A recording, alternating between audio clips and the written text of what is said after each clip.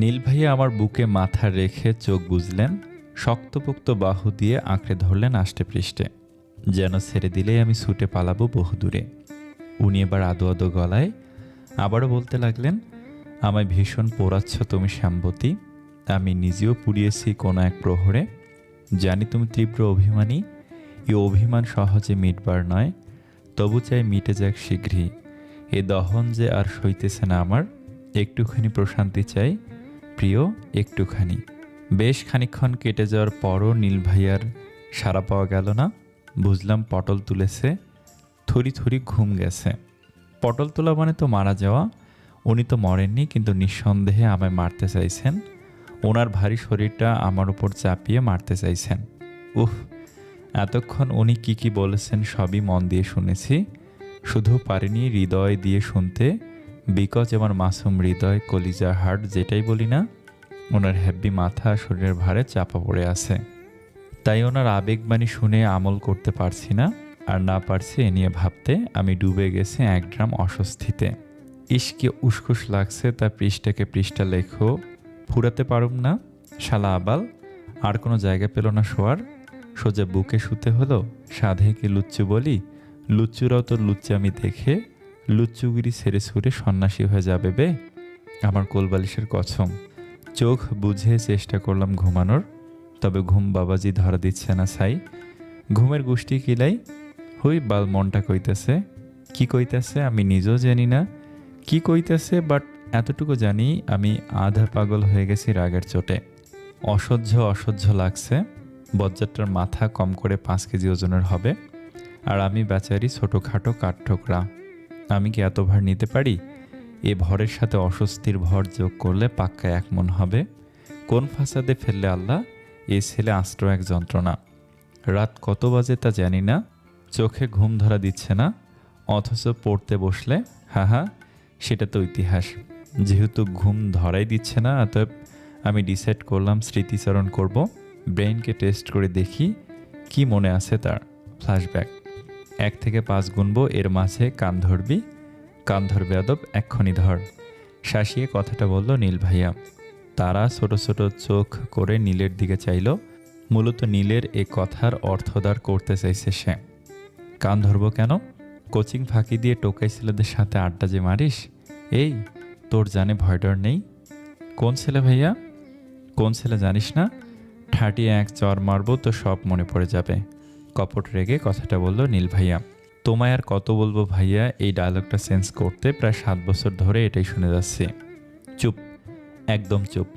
কালকের ওই ছেলেটা কে ছিল ঠিক করে বল। মিথ্যা বললে মায়ের একটাও মাটিতে ফেলবো না। কোথায় কাকে দেখেছো একটু ভালো করে বলো। গতকাল প্রায় 4-5 জন ফ্রেন্ডের সাথে কথা বলেছি। তুমি কার কথা বলছো বুঝতে পারছি না।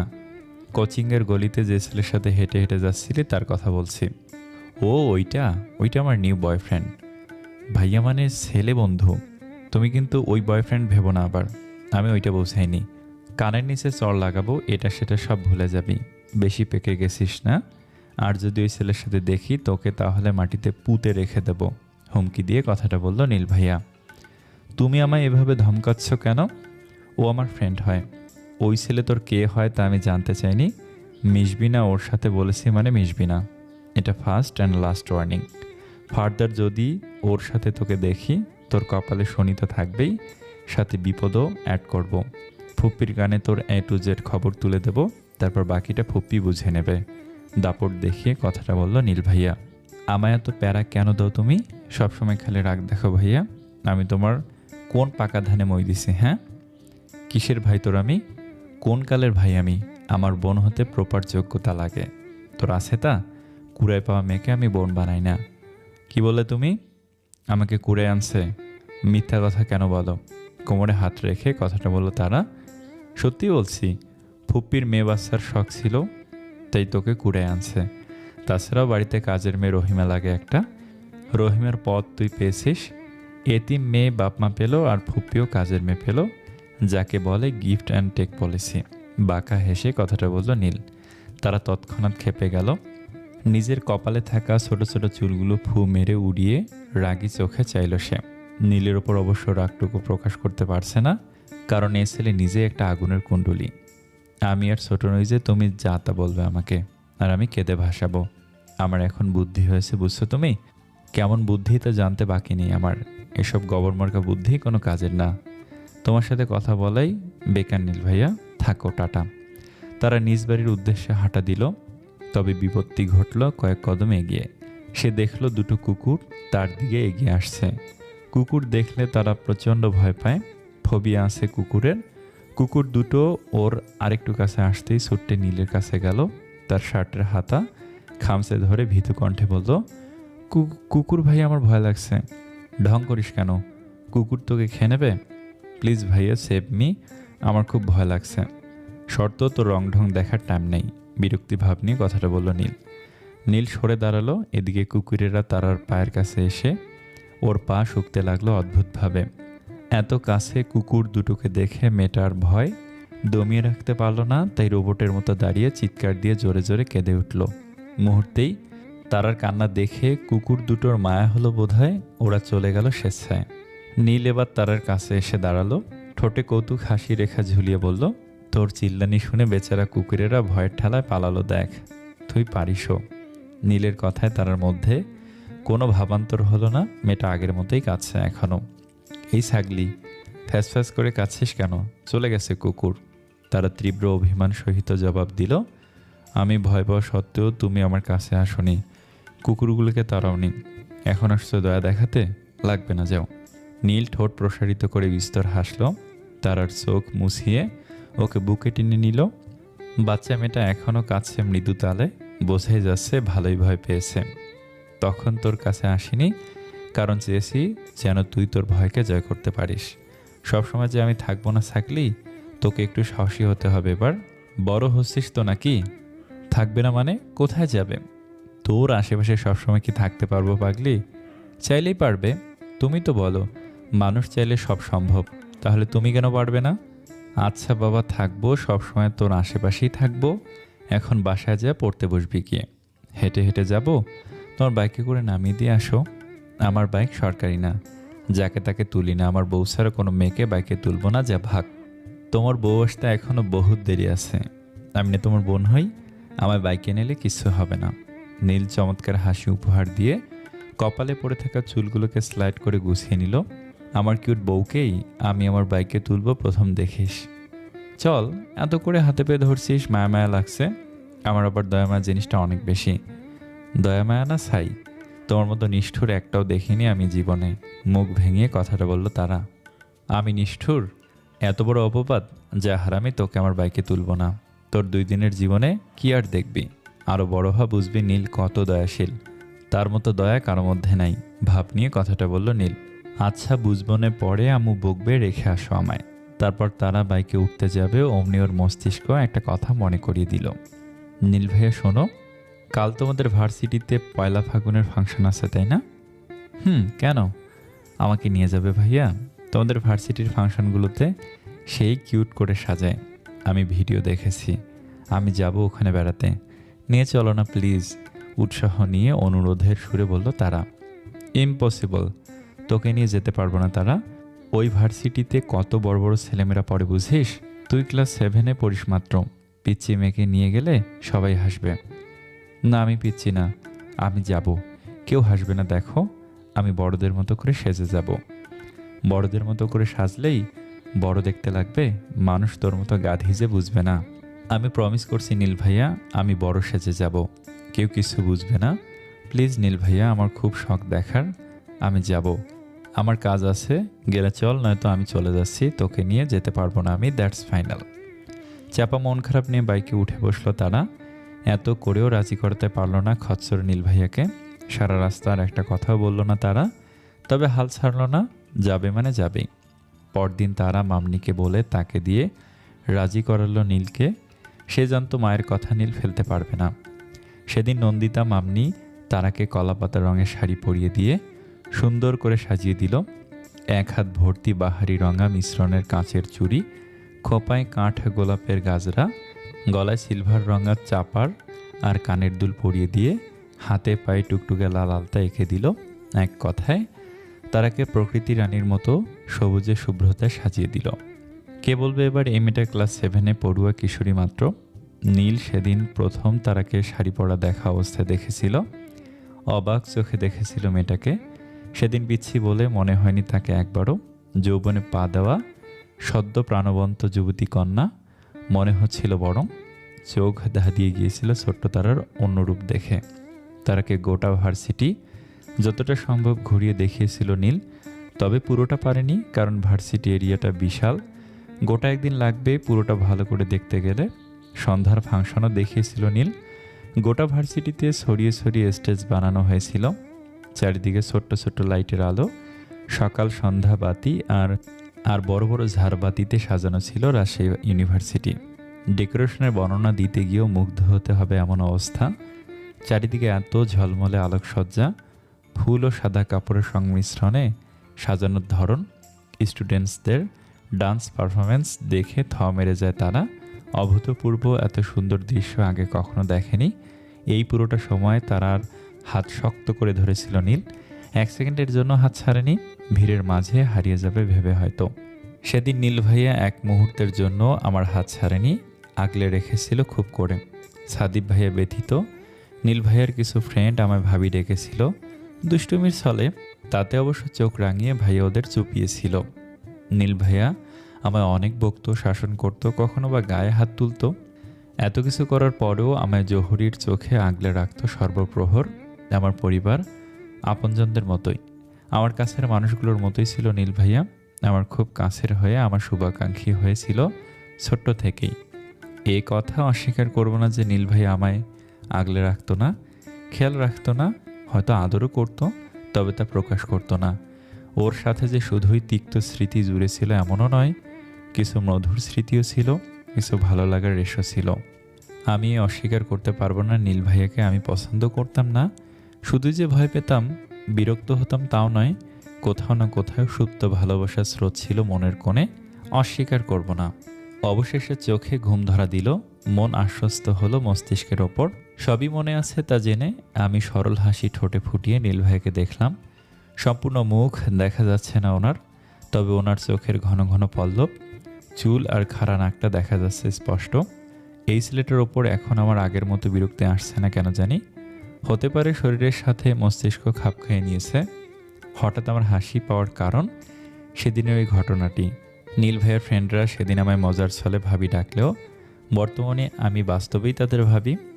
সেদিনের রসিকতা আজ বাস্তবতার রূপ নিয়েছে। ভাবলেও অদ্ভুত ফিল হচ্ছে আমার। হাসিও পাচ্ছে, এত বড় বড় ছেলেরা আমায় এখন ভাবি বলে সম্বোধন করবে, রেসপেক্ট দেখাবে। হা হা হা। নীল ভাইয়ের দিকে আমি এবার একটু মনোযোগী দৃষ্টিতে তাকালাম। মনের সুখে আরামে বিরামে ঘুমাচ্ছে সে।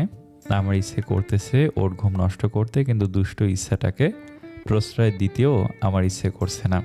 আমি ভিন্ন হাতে নীল ভাইয়ের চুলে আঙুল ডুবালাম। কি সুন্দর সিল্কি চুল। আচ্ছা, এ ছেলে কী দেয় চুলে এত স্মুথ সিল্কি যে? একই ব্র্যান্ডের শ্যাম্পু আমিও 2বার ইউজ করেছি এখানে আসার পর। কই, আমার চুলটা এখনও সুন্দর হয়নি। নীল ভাইয়া কি স্পেশাল কিছু দেয় চুলে? ওনার খাড়া মতো নাকটা টেনে দিতে ইচ্ছে করছে আমার, তাই ইচ্ছেটাকে প্রশ্রয় দিতে নাকটি টেনেই দিলাম সচেতন হাতে। নীল ভাইয়ের গালে হাত বোলালাম, তাতে খোঁচা খোঁচা দাড়ি যুগল বিঁধল আমার হাতের তালুতে। উনি আমার গলায় যখনই মুখ গুজে তখনই এই দাড়িগুলো আমায় সুড়সুড়ি দেয়। খোঁচাময় দাড়িগুলো আমার কাছে তাই বড্ড দোষী। চোখের ঘুম আরও জোরালো হলো আমার। ঘুমের দোয়া পড়ে চোখের পলকে কখন যে ঘুমিয়ে পড়েছি নিজেও জানি না। নীল ভাইয়া ভার্সিটি যাবে বলে রেডি হচ্ছেন। আমি রোজের মতোই পড়াশোনা করছি। বেশ বুঝতে পারছি আমৃত্য পড়াশোনার প্যারা থাকবে জীবনে। যা বর জুটেছে কপালে এতটুকু বোঝাই যায়। তুমি কিছু খাবে? আনবো কিছু? একরাশ বিরক্তির মাঝেও আমার খুব হাসি পেল। মাথা তুলে তাকিয়ে দেখি নীল ভাইয়া চুল আঁচড়াচ্ছে। আমার ছোটবেলায় আব্বু যখন বাজার কিংবা হাটে যেত আমাকে জিজ্ঞাসা করতো কিছু খাবে কি না, কি আনবো। এমন 18 বছর পেরিয়েও যে এই একই প্রশ্নটা আমায় নীল ভাইয়া করেছে, তাতে না হেসে যাব কোথায়? আমাকে উনি এখনও বাচ্চাদের মতো ট্রিট করছেন। হাসছো যে? What happened? নাথিং। কী হয়েছে বলো তো? উইদাউট রিজন কেউ পাগলের মতো হাসে নাকি? এমনি একটা কৌতুক মনে পড়ে গেছিল তাই। আমার জন্য 1 কার্টুন পোলার ও লাভেলা আইসক্রিম আনবেন, মিনিমাম 100টা। ওকে, আচ্ছা আনবো। মিষ্টি হাসি উপহার দিয়ে কথাটা বলল নীল ভাইয়া।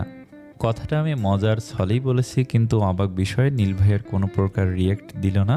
আমি একটু ধাতস্থ হয়ে নীল ভাইয়ের দিকে প্রশ্ন ছুড়ে দিলাম, একটা কথা বলবো? চাইলে একটার বেশিও বলতে পারো। আপনি চুলে কী দেন নীল ভাইয়া? নীল ভাইয়া অবাক চোখে আমায় দেখলেন। শুধু অবাক বললে ভুল হবে, অবাকীয়তার সাথে প্রশ্নবিদ্ধতাও ভরপুর বিচরণ করছে ওনার মাঝে। But why? আমি একগাদা উৎসাহ নিয়ে সহাস্যে বললাম, আসলে আপনার চুলগুলো স্মুথ, সিল্কি আর খুব শাইনিং শাইনিং। আমার খুব ভালো লেগেছে।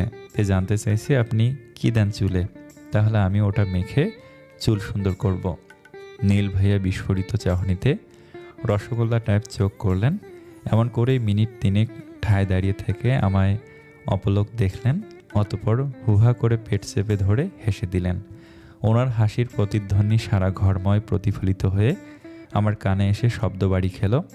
বুঝলাম না আমি কি এমন জোকস করে ফেলেছি। লাইক সিরিয়াসলি, আমি কি ইউজ করি চুলে? যা ইউজ করি তাই দেবে চুলে? যদি বলি গোবর দেই তাও দেবে তুমি? দাঁত কেলিয়ে হেসে কথাটা বলল নীল ভাইয়া।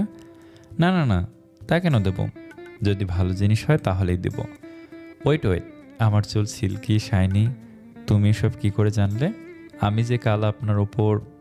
আমি থেমে গেলাম। রাতের কথা বললে তো নীল ভাই আমায় খাপাবে, আমার মান-ইজ্জতের সাঙ্গ হবে। কী যেন বলতে গিয়ে আটকে গেলে? কনফেস করো, কাল কি করেছ? আমি বলতে চেয়েছিলাম যে আপনার চুল দেখলে বোঝা যায় আর কি, যে সেগুলো অনেক বিউটিফুল। বিগলিত হেসে কথাটা বললাম।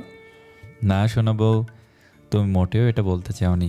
তুমি বলতে চেয়েছিলে যে গতকাল রাতে আমি তোমার বুকে ঘুমানোর পর তুমি আমায় নিয়ে রিসার্চ করছো, তাই না? না, আমি এসব করিনি নীল ভাইয়া, শুধু ওই চুলে হাত দিয়েছিলাম একটু। আমার ঘুমের সুযোগ পেয়ে তাহলে এসবে করো তুমি? ইস, বেচারা পেয়ে এমন করবে তাই বলে? সত্যি করে বলো, আর কি পর্যবেক্ষণ করেছো আমার ইজ্জতে? ইস, বলতেও আমার লজ্জা করছে। সিরিয়াস ভঙ্গিতে কথাটা বলল নীল ভাইয়া।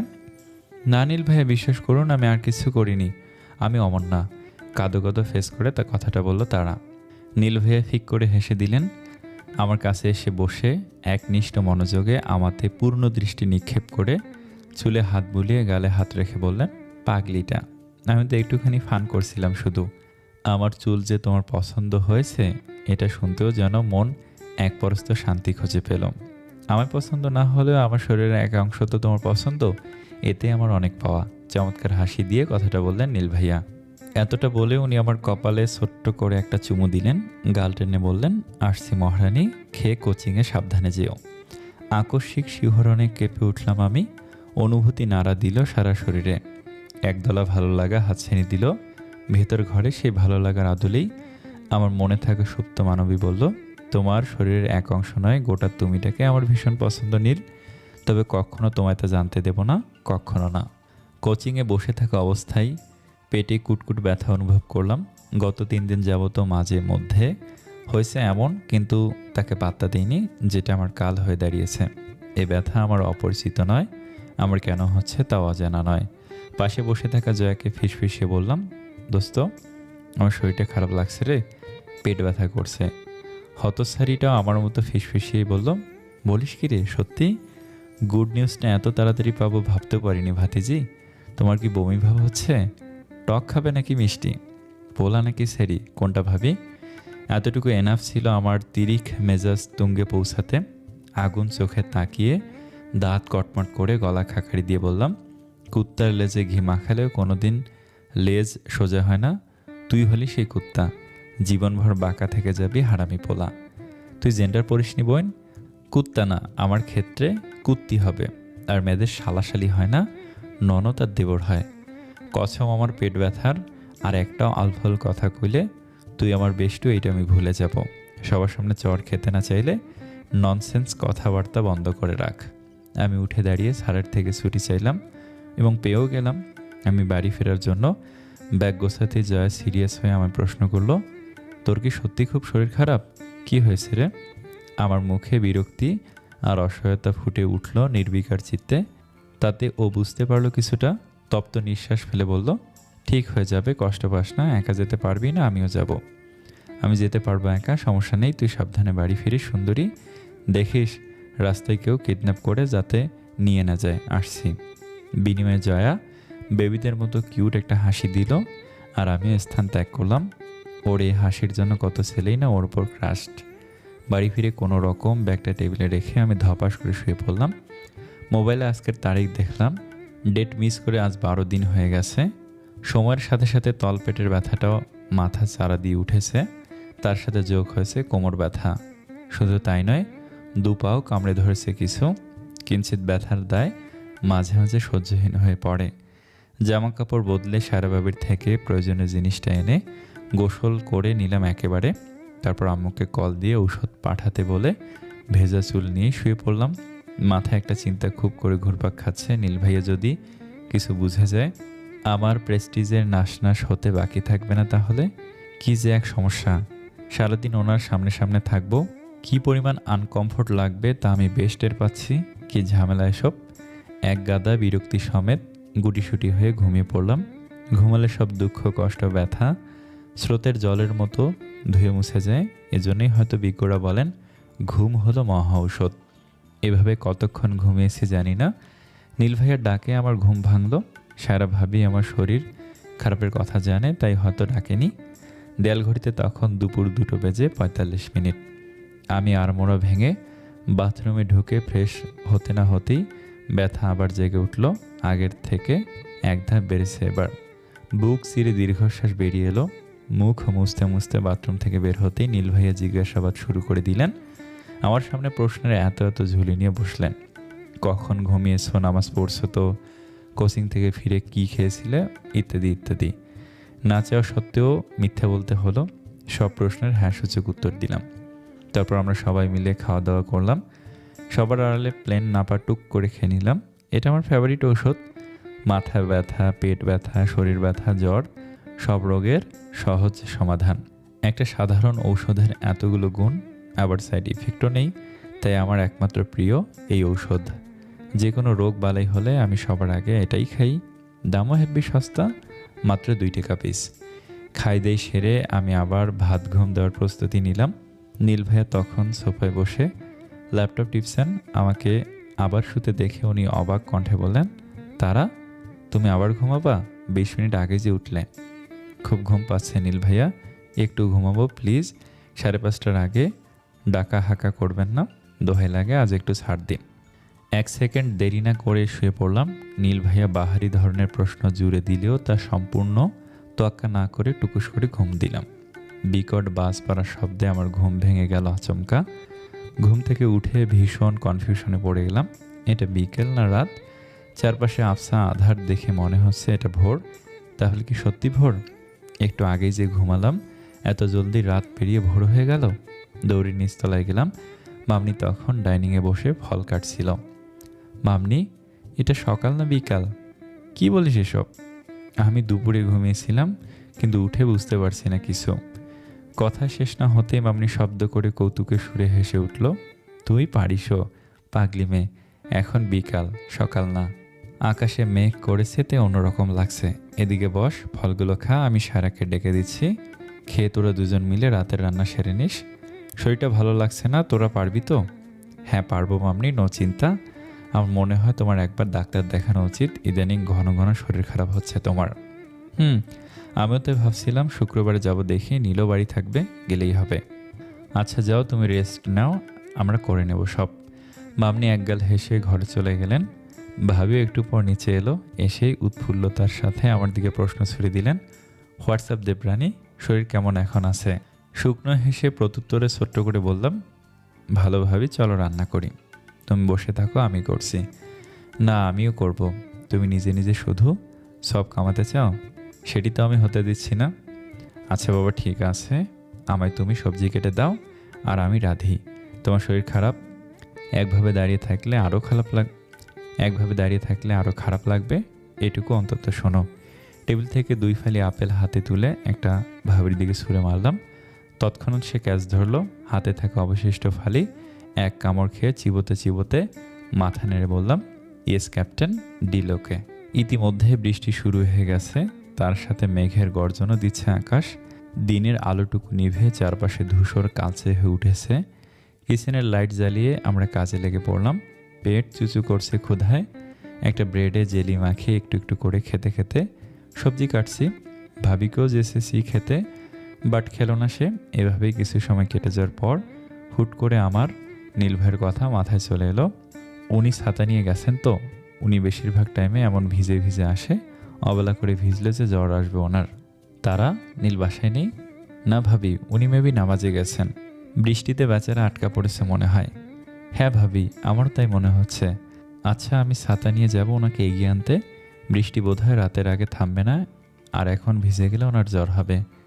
যাবে বলছো, কিন্তু বৃষ্টির যা তোর, তুমি ভিজে যাবে তো। চিন্তাশীল সুরে কথাটা বলল সারা ভাবি। বড় ছাতা নিয়ে যাব ভাবি, থাকো আসছি। আমি দেরি না করে বেরিয়ে পড়ার উদ্দেশ্যে রওনা হব। এমন সময় সারা ভাবি পেছন থেকে ডেকে বলল, আমার দেবরকে তোমার পছন্দ নয়, তাহলে ওকে নিয়ে এত ভাবো কেন? ওর যদি জ্বর আসেও, তাতে তোমার কিসের দায়? দায় আছে ভাবি, মানবতার দায়। মানবতার যত্নশীলতার মাঝে আকাশ পাতাল ফারাক, তা না? স্পষ্ট দেখায় যায় তুমি নীলের প্রতি অনেকটাই কনসার্ন। আমি কথাটা সম্পূর্ণ ঘুরিয়ে বললাম, ধুর ভাবি, তুমি না একটু বেশি ভাবছো। আমি আসি, টাটা।